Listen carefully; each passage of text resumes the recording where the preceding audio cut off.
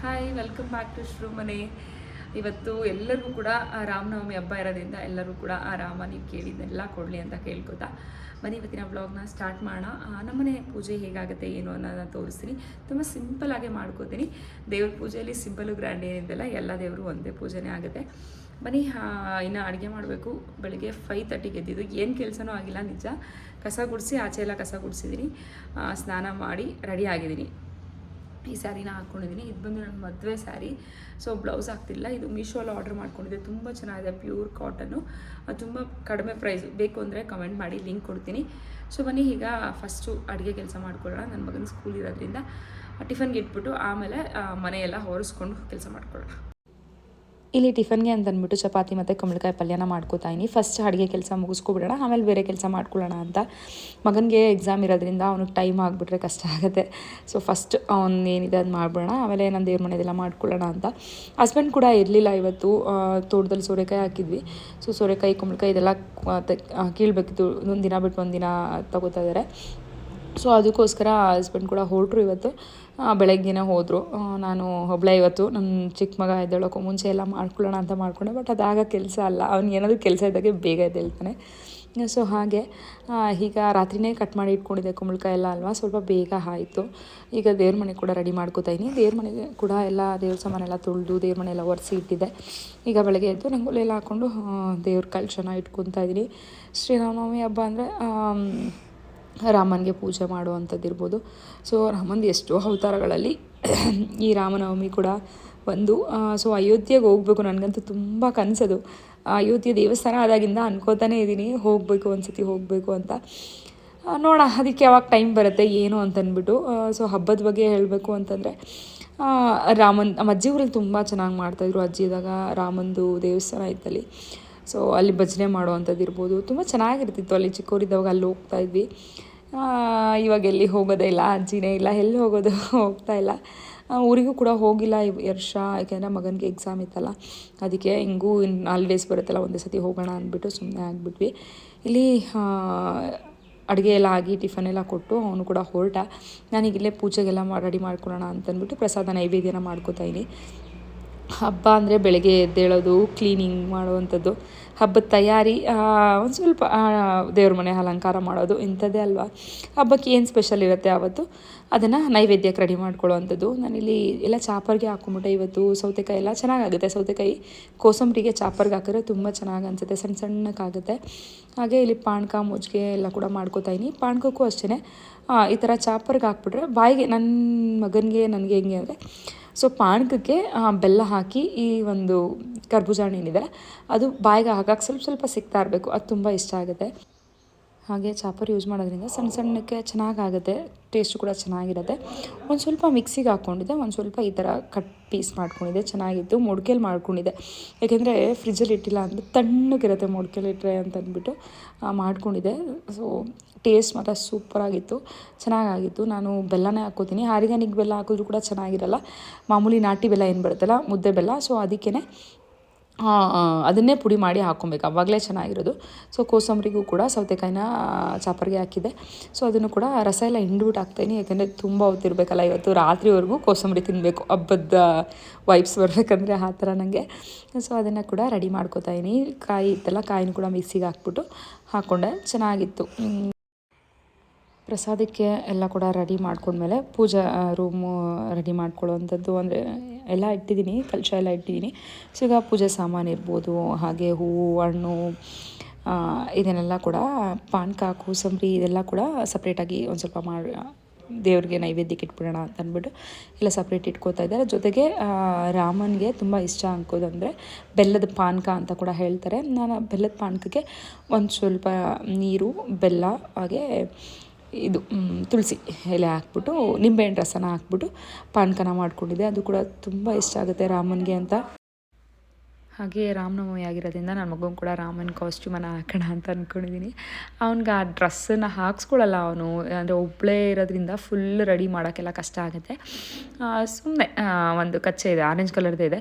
So ಅದನ್ನು ಹಾಕಿ ರುದ್ರಾಕ್ಷಿ ಹಾಕಿ ಒಂದು ಬಟ್ಟೆ ಬಿಟ್ಬಿಡೋಣ, ಅವ್ನು ಕಂಫರ್ಟಬಲ್ ಆಗಿದ್ದರೆ ಸಾಕು ಅಂತ ಅಂದ್ಕೊಂಡೆ. ಬಟ್ ಅವ್ನಿಗೆ ಆ ರುದ್ರಾಕ್ಷಿ ಹಾಕೋದೇ ಕಂಫರ್ಟಬಲ್ ಇಲ್ಲ, ಬೇರೆ ಎಲ್ಲ ಮಾಡಿಸ್ಕೋತಿದ್ದ, ರುದ್ರಾಕ್ಷಿ ಹಾಕೋದು ಅವ್ನಿಗೆ ಇಷ್ಟನೇ ಆಗ್ತಿರ್ಲಿಲ್ಲ. ಸರಿ ಆಯಿತು, ಏನು ಹಾಕತ್ತೇನೋ ಅದನ್ನೇ ಹಾಕೋಣ, ಒಂಥರ ಪೂಜೆ ಮಾಡುವಾಗ ಚೆನ್ನಾಗಿರುತ್ತೆ, ಫೋಟೋಸ್ ಇರ್ಬೋದು, ಮತ್ತು ಒಂಥರ ಪಾಸಿಟಿವ್ ಫೀಲ್ ಇರುತ್ತೆ. ಮಕ್ಕಳಿಗೆ ದೇವರದ ಕಾಸ್ಟ್ಯೂಮ್ಸ್ ಹಾಕೋದು ಸಿಕ್ಕಾಪಟ್ಟೆ ಇಷ್ಟ ಆಗುತ್ತೆ ನನಗೆ, ಮತ್ತು ಒಳ್ಳೆಯದು ಕೂಡ ಅಲ್ವಾ. ಹಾಗಾಗಿ ಇಲ್ಲಿ ಅವನಿಗೆ ನಾಮ ಇಡ್ತಾಯಿದ್ದೀನಿ. ಅವನು ಅಷ್ಟು ಕಂಫರ್ಟಬಲ್ ಆಗಿರಲಿಲ್ಲ, ಬಟ್ ಹಿಂಗೋ ಮಾಡಿ ರೆಡಿ ಮಾಡಿದೆ. ಓಕೆ ಅಂತ ಅನಿಸ್ತು ನನಗೆ. ಸೊ ಆರಾಮಾಗಿ ರೆಡಿ ಆದ. ನೀವೆಲ್ಲ ಯಾವ ರೀತಿ ರಾಮನವಮಿನ ಆಚರಣೆ ಮಾಡಿದ್ರಿ ಏನು ಅನ್ನೋದನ್ನ ಕಮೆಂಟ್ ಮಾಡಿ ತಿಳಿಸಿ.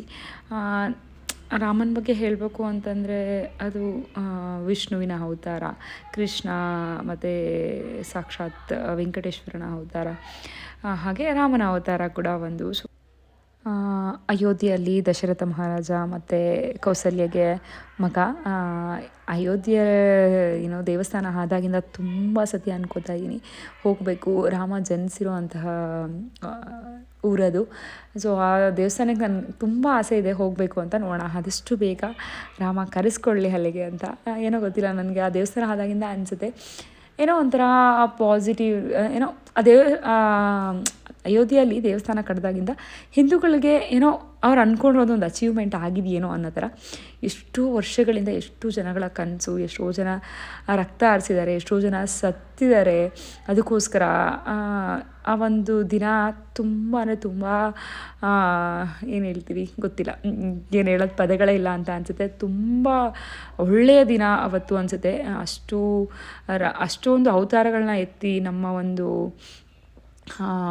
ಜನಗಳಿಗೆ ಸಹಾಯ ಮಾಡಬೇಕು ಅಂತ ತುಂಬ ಅವತಾರಗಳನ್ನ ಎತ್ತಿದ್ದಾರೆ ದೇವರು, ಅದರಲ್ಲೂ ಕೂಡ ರಾಮ. ಸೊ ಯಾಕೋ ಗೊತ್ತಿಲ್ಲ, ಅಯೋಧ್ಯೆಯಲ್ಲಿ ಒಂದು ದೇವಸ್ಥಾನ ಕಟ್ಟೋಕ್ಕೆ ಇಷ್ಟೊಂದು ಸರ್ಕಸ್ ಆಯಿತು. ಸೊ ನಾನು ಇಟ್ಟಿರುವಂಥ ಫೋಟೋ ಕೂಡ ಅದೇ. ಅಯೋಧ್ಯೆಯಲ್ಲಿ ದೇವಸ್ಥಾನ ಆದಾಗ ರಾಮನ ಆ ದೇವಸ್ಥಾನದ ಫೋಟೋ ಎಲ್ಲರೂ ಕೊಟ್ಟಲ್ಲ, ಅದೇ ಫೋಟೋ ನಾನು ಫ್ರೇಮ್ ಮಾಡಿಸಿ ಇಟ್ಕೊಂಡಿದ್ದೀನಿ. ನನಗೆ ಅದನ್ನು ಎಸೆಯೋಕ್ಕಾಗಲಿ ಇನ್ನೊಂದಾಗಲಿ ಮನಸ್ಸೇ ಬರಲಿಲ್ಲ, ನಾನು ಅದನ್ನೇ ಫ್ರೇಮ್ ಮಾಡಿ ಇಟ್ಬಿಟ್ಟಿದ್ದೀನಿ. ಸೊ ಹನುಮನ್ ಕೂಡ ಇಟ್ಟೆ, ರಾಮನ ಬಂಟ ಅಲ್ವಾ. ಸೊ ಶ್ರೀಕೃಷ್ಣನ ಕೂಡ ಇಡೋಣ ಅಂತಂದ್ಬಿಟ್ಟು, ಕೃಷ್ಣಂದು ಕೂಡ ಏನು ಹೇಳ್ತೀವಿ ಅದೇ ಒಂದು ಜನ್ಮ ಅಲ್ವಾ. ಸೊ ಅದನ್ನು ಕೂಡ ಇಟ್ಟು ಪೂಜೆ ಮಾಡ್ಕೊಳ್ಳೋಣ ಅಂತ ಎಲ್ಲ ರೆಡಿ ಮಾಡ್ಕೋತಾ ಇದ್ದೀನಿ. ನಾನು ದಾಸವಾಳ ಹೂವು ಎಲ್ಲ ಊರಿಗೆ ಹೋದಾಗ ಮಗ್ಗು ಕಿತ್ಕೊಂಬಂದುಬಿಡ್ತೀನಿ. ಹಾಗೆ ರೋಸ್ ಏನು ನೋಡ್ತಾ ಇಲ್ಲ, ಇದೆಲ್ಲ ನಮ್ಮ ತೋಟದಲ್ಲಿ ಹಾಕಿರುವಂಥದ್ದು. ಮತ್ತು ದೇವರಿಗೆ ನೈವೇದ್ಯಕ್ಕೆ ಅಂದ್ಬಿಟ್ಟು ಏನು ಮಾಡಿದೆಲ್ಲ ಕೋಸಂಬರಿ ಪಾನಕ ಅದೆಲ್ಲ ಕೂಡ ದೇವ್ರ ಮುಂದೆ ಇಟ್ಟು ಅಲಂಕಾರ ಕೂಡ ಮಾಡ್ಕೊಂಡಿದ್ದಾಯಿತು. ಹಾಗೆ ದೇವರಿಗೆ ಅಂತ ಸಪ್ರೇಟ್ ಇಟ್ಟಿದ್ದಾಯಿತು. ಈಗ ಮನೇಲಿ ಏನು ಮಾಡಿದ್ದೀವಲ್ಲ ಪಾನಕ ಅದನ್ನು ಕೂಡ ದೇವ್ರ ಮುಂದೆ ಇಟ್ಟು ಪೂಜೆ ಮಾಡಿ, ನಮ್ಮ ಕಡೆ ಎಲ್ಲ ಇದೇ ಥರನೇ ಏನು ಮಾಡಿರ್ತೀವಲ್ಲ ಅವತ್ತು ಪಾನಕ ಕೋಸಂಬರಿ ಮಜ್ಜಿಗೆ ಅದನ್ನೆಲ್ಲ ದೇವ್ರ ಮುಂದೆ ಇಟ್ಟು ದೇವರ ಒಂದು ಕುಂಕುಮ ಇಟ್ಟು ದೇವರಿಗೆ ಅರ್ಪಿಸಿ ಆಮೇಲೆ ನಾವು ತೊಗೊಳ್ಳುವಂಥದ್ದು ಈ ರೀತಿ ಇರುತ್ತೆ. ಸೊ ಅದನ್ನೇ ಕೂಡ ಮಾಡಿಕೊಂಡೆ, ನಾನು ಕೂಡ ಪೂಜೆ ಮಾಡ್ಕೋತಾ ಇದ್ದೀನಿ. ಹಸ್ಬೆಂಡ್ ಕೂಡ ಟೈಮ್ ಆಗಿಬಿಟ್ಟಿತ್ತು, ಅವರು ಹೊರಟ್ರು, ಅವರಿಗೆ ಸಪ್ರೇಟಾಗಿ ಎತ್ತಿಟ್ಬಿಟ್ಟು ದೇವರಿಗೆಲ್ಲ ಸಪ್ರೇಟ್ ಇಟ್ಬಿಟ್ಟು ಅವ್ರಿಗೂ ಕೂಡ ಬಾಕ್ಸ್ಗೆ ಪ್ಯಾಕ್ ಮಾಡಿ ಕೊಟ್ಬಿಟ್ಟಿದ್ದೆ ಕೋಸಂಬರಿ ಇದೆಲ್ಲ ಕೂಡ. ಈಗ ಪೂಜೆ ಮಾಡ್ಕೋಬೇಕು. ಮಕ್ಕಳನ್ನ ಹಿಡ್ಕೊಂಡು ಪೂಜೆ ಮಾಡೋದು ಒಂಥರ ಟಾಸ್ಕು. ಬಟ್ ನಮ್ಮವನಿಗೆ ಒಂದು ಸತಿ ಚೆನ್ನಾಗಿದ್ದರೆ ಅವ್ನು ಗಂಟೆ ಕೊಟ್ಬಿಟ್ರೆ ಗಂಟೆ ಬಾರಿಸ್ಕೊಂಡು ಆಡ್ಕೊಂಡಿರ್ತಾನೆ. ಇವತ್ತು ರುದ್ರಾಕ್ಷಿ ಮಾಲೆ ಎಷ್ಟೇ ಹಾಕಿದ್ರು ಕೂಡ ಅವ್ನು ಇಟ್ಕೋತಾ ಇಲ್ಲ, ತೆಗಿಯೋದು, ಬಾಯಲ್ಲಿ ಕಚ್ಚೋದು, ಅದು ಮಾಡೋದು ಇದು ಮಾಡೋದು ಏನೋ ಮಾಡ್ತಿದ್ದ. ಏನಾದರೂ ಒಟ್ಟಾರೆ ನನಗೆ ಪೂಜೆ ಮಾಡೋಕ್ಕೆ ಬಿಡಪ್ಪ ಸ್ವಾಮಿ ಅಂತ ಕೇಳಿಕೊಂಡು ಪೂಜೆ ಕೂಡ ಮಾಡಿಕೊಂಡೆ.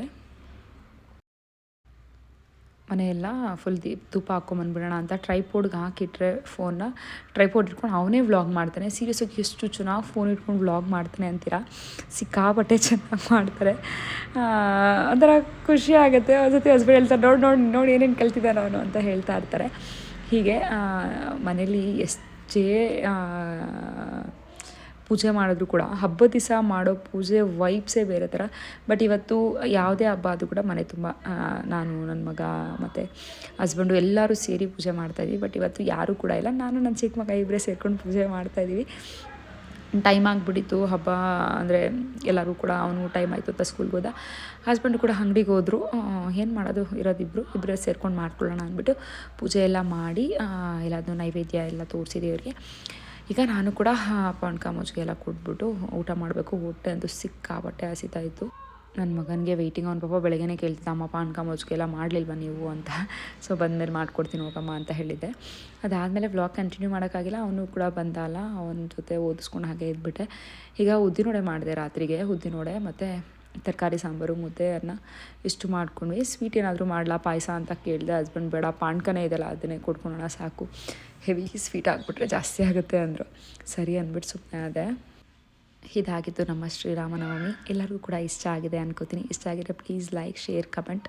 ಯಾವ ಥರ ವೀಡಿಯೋಸ್ ಬೇಕು ಏನು ಅನ್ನೋದನ್ನ ಕಮೆಂಟ್ ಮಾಡಿ ತಿಳಿಸಿ. ಆದಷ್ಟು ಟ್ರೈ ಮಾಡ್ತೀನಿ ಮಾಡೋಕ್ಕೆ. ಹೋಗೋಣವಾ, ಬಾಯ್ ಬಾಯ್.